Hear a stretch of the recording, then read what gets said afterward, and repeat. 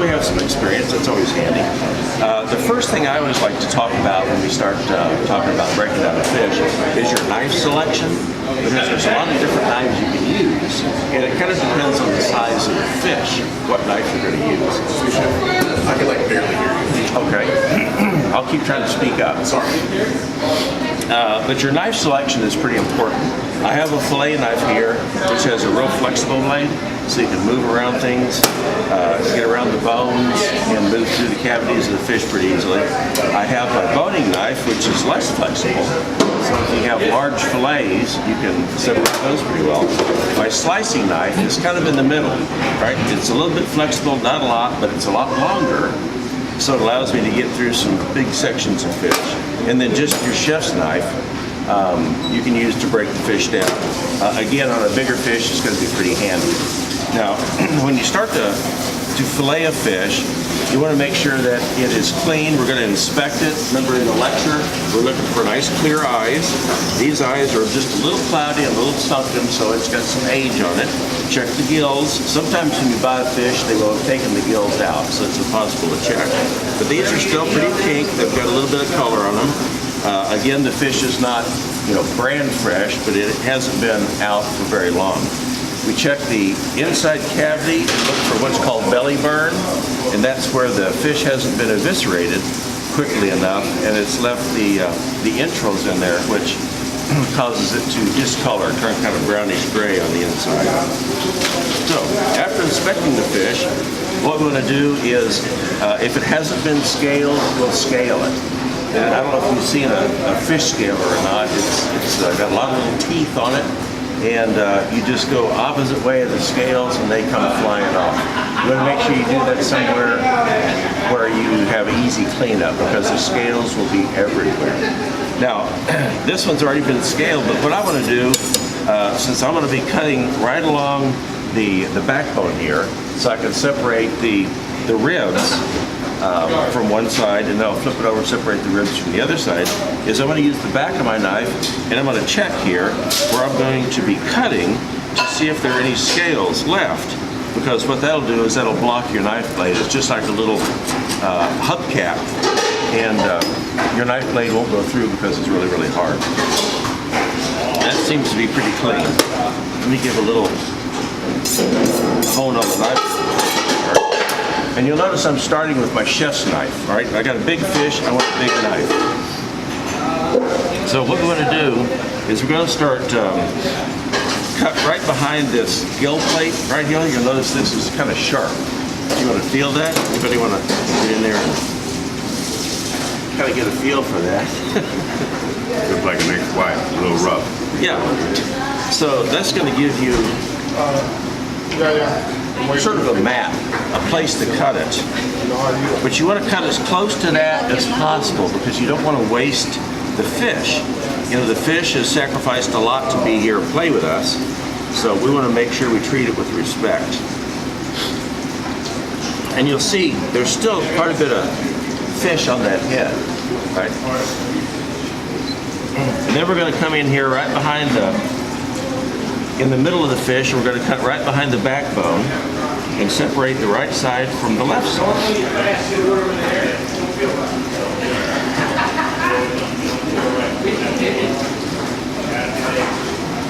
I'm going to make a nice long incision here. I should be running right along the ribs.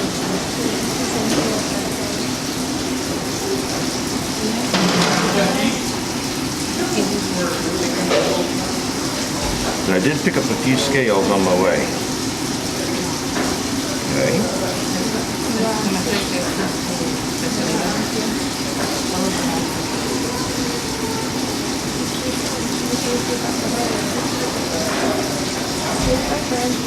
I can feel the ribs a little better. I'm going to turn this around, get a different angle at it here.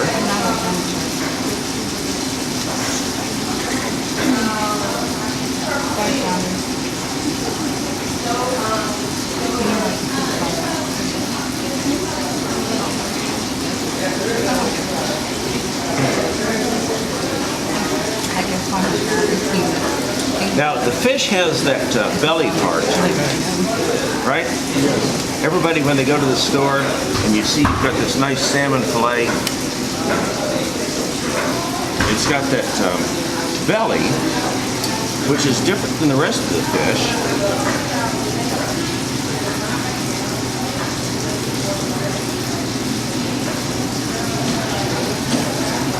Okay.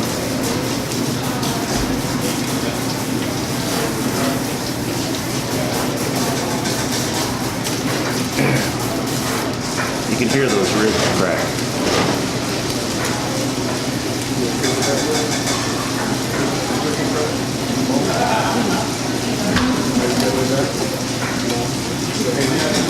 She's gonna have some of those in her fish. So what I'm trying to do is get as close to that belly as I can. See here.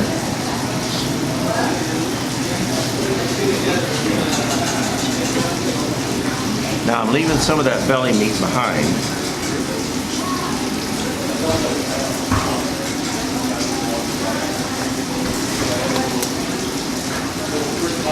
I'm going to go right through, come out the tail. So we should wind up with a half salmon fillet. Now we've got this last fin right here, we'll disconnect. So we've got our salmon fillet, one side, and if you feel through here, you'll feel some little bones, right? Those little pin bones. And you want to make sure you pull those out. Well, they make fancy little tweezers that you can buy. They're really nice. You can go to one of the fancy kitchen stores and they'll sell you these little pliers for a lot of money. And what I've done is I've got a pair of electronics pliers, and what I'm going to do is get in here and grab that little pin bone and pull it out. Grab the little pin bone, and you can feel them just like that. Pull those out. How many are there? Yeah. There's a bunch. There's a bunch. So you can spend all day on this bad boy, huh? Not really. No, we're not going to spend all day on it. So we get these pin bones out, and you've probably eaten fish where it's a nice boneless fillet, but then you still get a pin bone, and it's just because somebody was trying to pull all those pin bones and they missed one.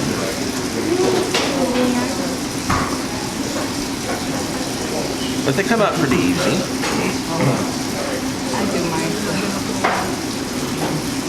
Now, are they all in that one little line, or are there multiple Yeah. rows? You should have them all in this one little line.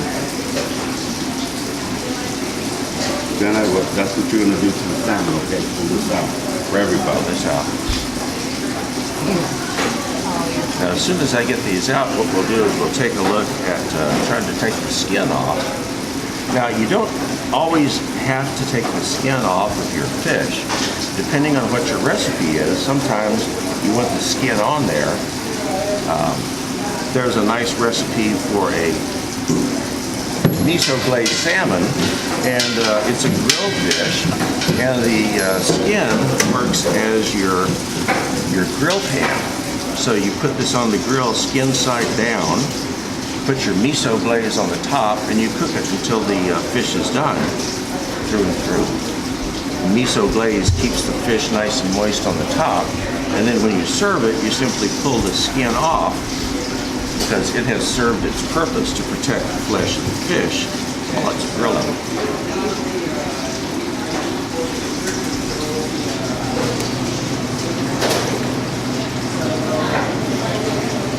Anybody got a question up to this point? We're doing good?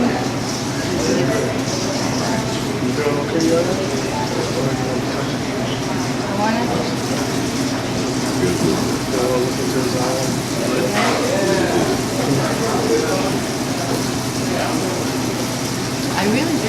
You think I'm kidding? Like, really? So there's two lines of it? No, there's just one. I think that's the end of a rib. I just like to check for every I used to enjoy it now. potential. Yeah, so it goes right down just above the lateral line. Well, I was gonna say, do the big ones go down? Pretty close to this. So this is the belly meat, which I would remove anyway. It has a different fat content. It has a lot more fat in the belly meat. And this is excellent to put on. We're going to do some hot smoking today, right? Right. So what I'd like to do is have somebody take this belly meat, put it in the smoker while we're doing a hot smoke, and smoke the belly meat. A lot more fat in there. It's like salmon butter. It has this just a delicious flavor. I've had it served as an appetizer before. Smoked, served on crackers. You can use sour cream and capers, or you can just use a little Dijon mustard, something like that. All right, let me trim this off. Would you make soto out of the salmon fat? Make who? Soto, like the mashed up fish. You know what I'm... Like a It's like croquette or sushi. something? Or Kind of like the pasta that's with scraps of. Like Okay. Yes, thank you. You could. Like that. Uh-huh. Out of the belly. You could. It's real fat though. If you're hunting for that salmon flavor. Now this is kind of a horse race on getting the skin off, but you want to make sure you pull the opposite direction and get your knife to do all the work. You want to stay on this side of the skin, and this is an awfully big fillet, so with any luck, I will, now I've already switched sides on it. It would be easier to cut it in half to do it. It's just a wide fillet. But again, what I want to do is make sure, first of all, I don't drop the dead fish in the floor. Make sure that I have a nice long motion with my blade and try to get as much skin and as little salmon as possible. So we have our salmon skin. So now we should have just a lovely fillet. We got all the skin off. There's a little spot right up here that I missed, but that should be a good fillet to use. And what we'll do is